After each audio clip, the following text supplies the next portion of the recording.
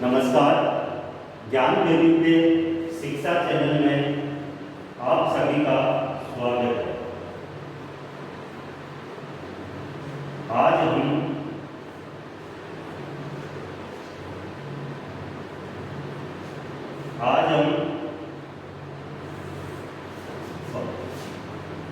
भाषा एवं पाठ्यक्रम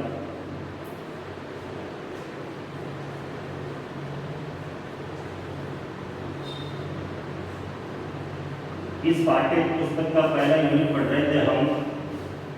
उसमें हमने भाषा का अर्थ, भाषा की प्रकृति, भाषा की विशेषताएं, इन विषयों के बारे में हमने अध्ययन कर लिया था। हमने भाषा का अर्थ पढ़ लिया, भाषा का महत्व पढ़ लिया और भाषा की विशेषताएं के बारे में भी अध्ययन कर लिया। आज हम मातृभाषा के बारे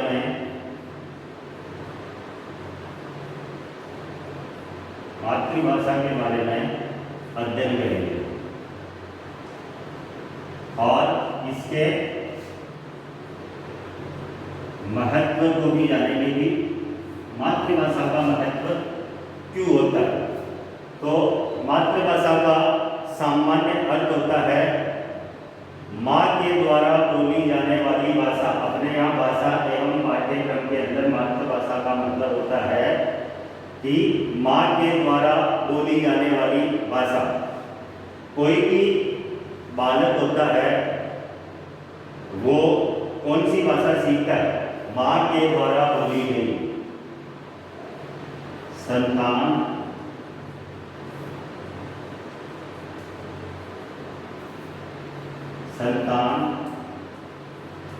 माँ के द्वारा बोली गई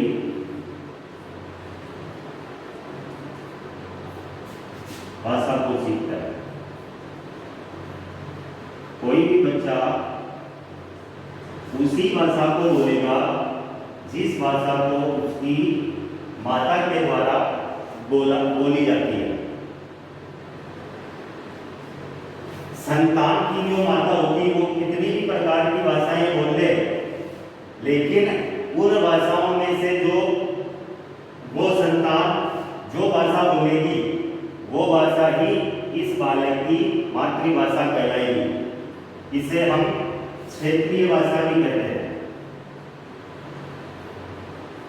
क्षेत्रीय भाषा जो मातृभाषा होती है उसे हम क्षेत्रीय भाषा भी कहते हैं। इसमें भाषा एवं पाठ्यक्रम के अंदर जो मातृभाषा होती है उसको क्षेत्रीय भाषा भी कहते हैं, क्षेत्र विशेष की भाषा।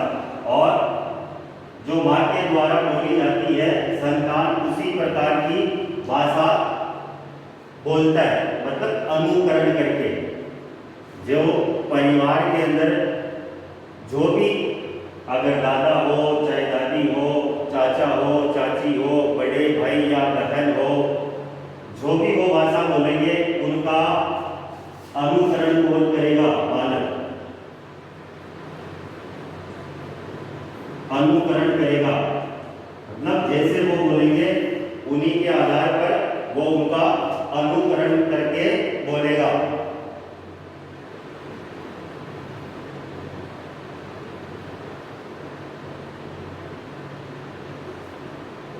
तो हम कहें कि जो मातृभाषा होती है वो उस क्षेत्र की मौखिक अभिव्यक्ति होती है, मतलब उस क्षेत्र के अंदर मौखिक रूप से बोले जाने वाली भाषा मातृभाषा कहलाती है। अब हम मातृभाषा के महत्व के बारे में अध्ययन करेंगे कि इसका महत्व क्या है। मातृभाषा का महत्व तो मुख्य बिंदु है इसके भावाभिव्यक्ति का स्वाभाविक माध्यम।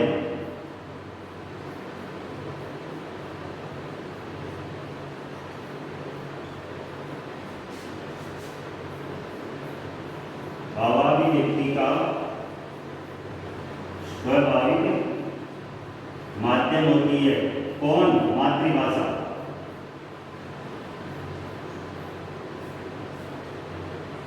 भावाभिव्यक्ति का स्वाभाविक माध्यम। अरे जो मनुष्य जो अपने भाव व्यक्त करता है तो उनका स्वाभाविक माध्यम होता है कौन? मातृभाषा। क्योंकि वो क्षेत्रीय भाषा होती है। बच्चा जब जन्म लेता है तो वह अपने माता या परिवार के सदस्यों द्वारा बोले जाने वाली भाषाओं का ही अनुकरण करता है। तो यह बालक की ये जो मातृभाषा होती है ये क्या होती है कि ये बालक की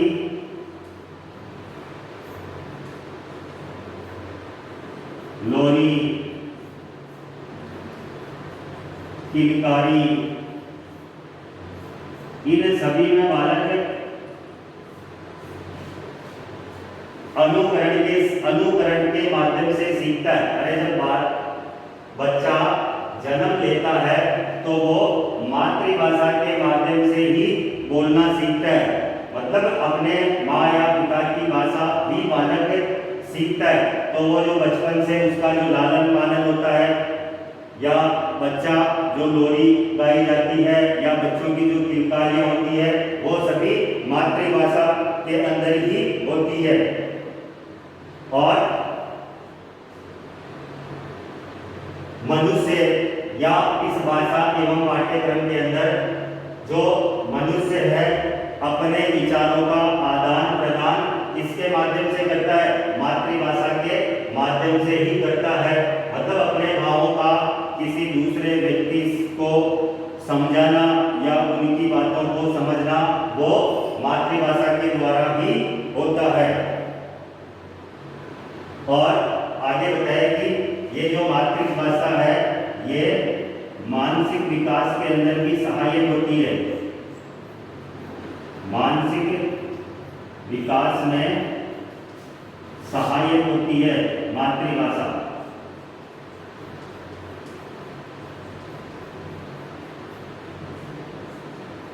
इससे मानसिक इसी के अंदर है भावाभिव्यक्ति का जो स्वाभाविक माध्यम है इसी के अंदर है कि मानसिक विकास में सहायक होती है मातृभाषा, क्योंकि यह क्षेत्रीय भाषा होती है।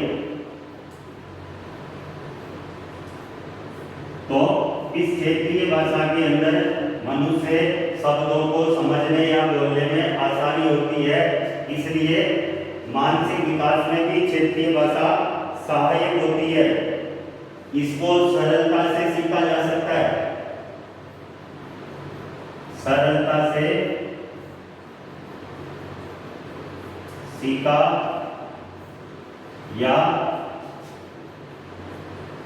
बोला जा सकता है। मातृभाषा को सरलता से बोला या सीखा जा सकता है। बोलने में अधिक कठिनाई नहीं आती है क्योंकि परिवार के सभी सदस्यों द्वारा यदि क्षेत्रीय या मातृभाषा बोली जाती है इसलिए सरलता से इसको सीखा जा सकता है। इसके बाद इसका जो दूसरा है सर्वांगीण विकास में सहायक। सर्वांगीण विकास में सहायक मातृभाषा मनुष्य के सर्वांगीण विकास में सहायक होती है। संपूर्ण विकास के अंदर मातृभाषा सहायक होती है। मनुष्य का संपूर्ण विकास, सामाजिक, आर्थिक और शारीरिक विकास मातृभाषा के द्वारा ही संभव बताया गया है। क्योंकि मनुष्य मातृभाषा से जन्म से लेकर मृत्यु उपरांत बहुत सारी चीजें इसी भाषा के माध्यम से सीखता है। क्योंकि परिवार के अंदर जो दादा दादी होते हैं वो अनेक प्रकार की क्षेत्रीय बोलियों के माध्यम से संतान को या बच्चों को बहुत सारी कहानियां सुनाते हैं और उन कहानियों के माध्यम से बालक का संपूर्ण विकास होता है। और इसके बाद में तीसरा है सामाजिक तथा सांस्कृतिक। सामाजिक तथा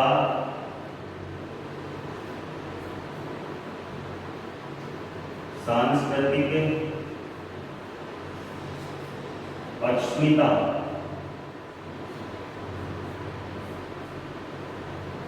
इसमें भी मातृभाषा आवश्यक बताई है, क्योंकि इसके आधार पर व्यक्ति को किसी परंपरा या निश्चित सामाजिक परंपरा एवं सांस्कृतिक दृष्टिकोण से संबंध करती है। मातृभाषा सामाजिक दृष्टि से निर्धारित व्यक्ति की वह आत्मीय भाषा है जो व्यक्ति की अस्मिता को बनाती है। मातृभाषा एक संस्थागत प्रदान है, संस्थागत मानी जाती है, तो इससे मनुष्य की अस्मिता बनी रहती है। इसके बाद होता है मातृभाषा शिक्षा का मातृभाषा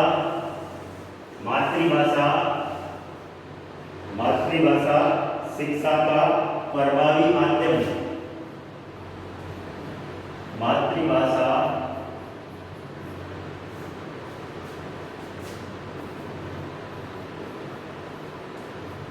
शिक्षा का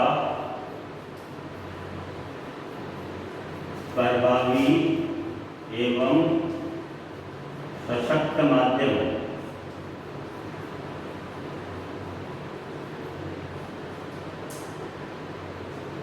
मातृभाषा शिक्षा का सशक्त एवं प्रभावी माध्यम इसलिए बताया गया है कि बच्चा जब जन्म लेता है तो इसी भाषा को सीखता है।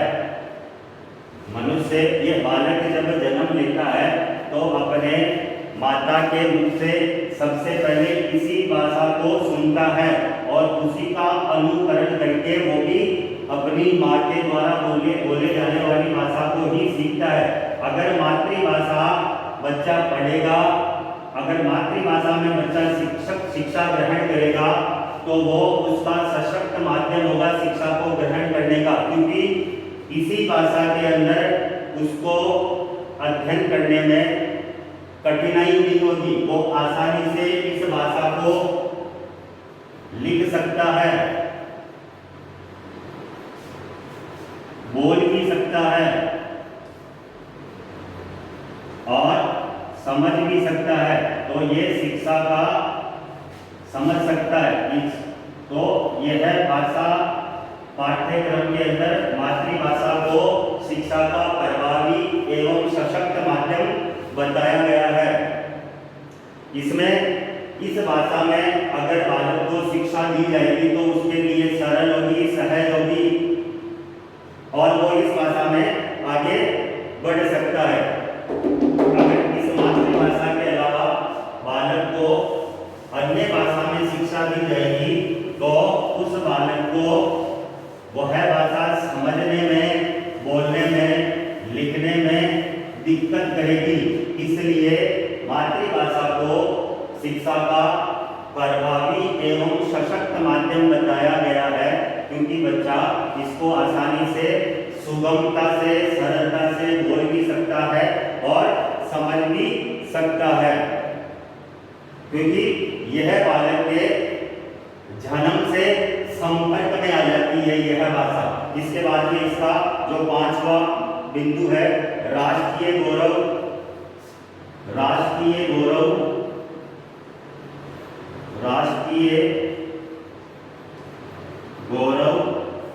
एवं राष्ट्रीय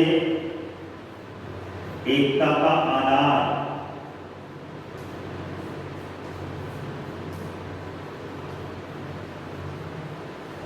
राष्ट्रीय गौरव एवं राष्ट्रीय एकता का आधार होती है कौन? मातृभाषा। अब कैसे होती है? क्योंकि कोई भी भाषा किसी भी देश की अस्मिता को बनाती है। कोई से भी किसी भी देश की भाषा उस देश की अस्मिता को बनाती है। भाषा किसी भी देश की अस्मिता को बनाती है।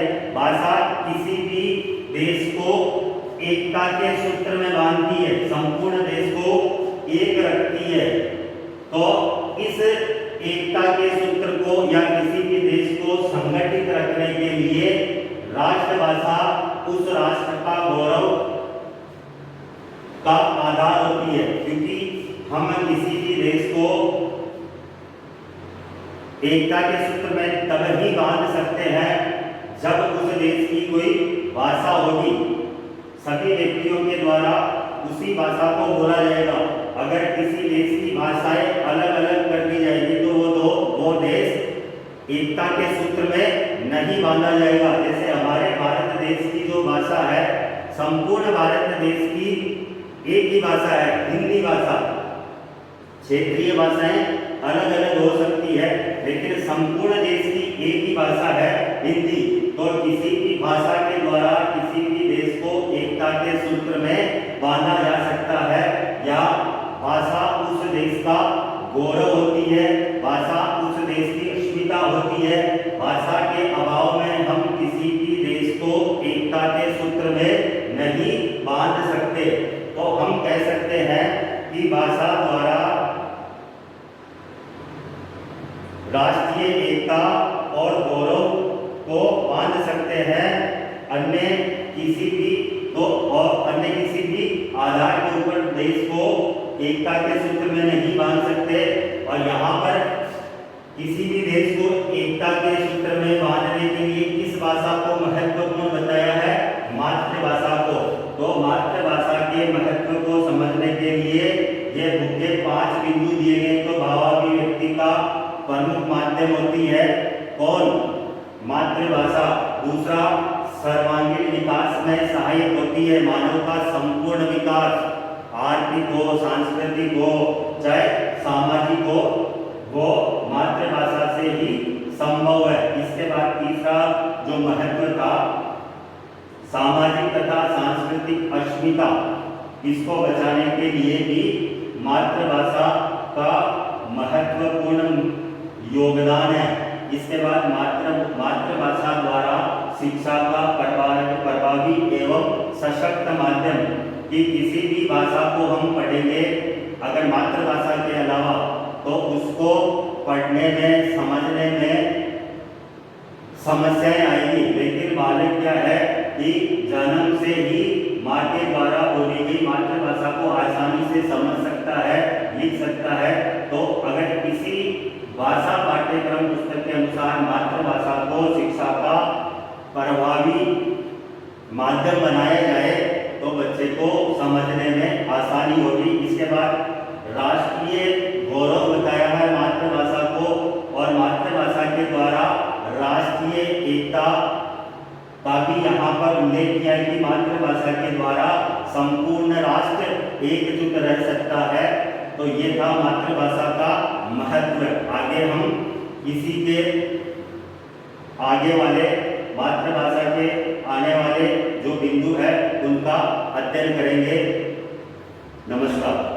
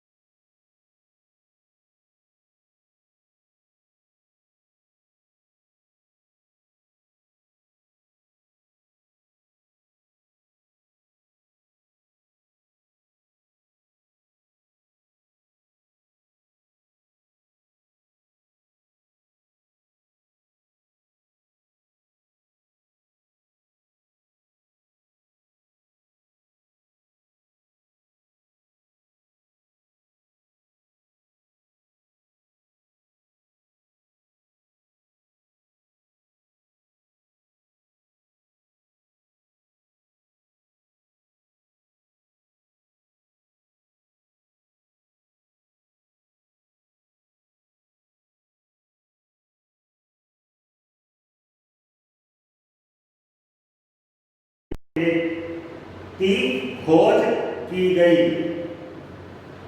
अब हड़प्पा कहाँ पर स्थित है? तो जो हड़प्पा है मोंटगोमरी, हड़प्पा जो है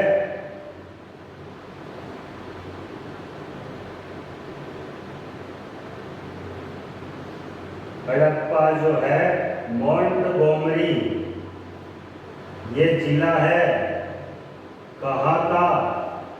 पाकिस्तान का।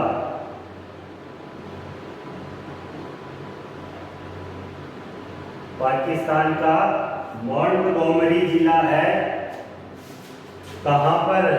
रावी नदी के तट पर।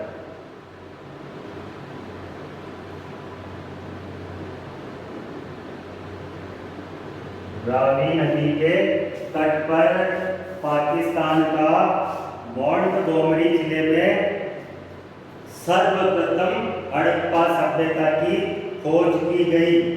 अब ये इतना सा आप अपनी नोटबुक में उतार लीजिएगा।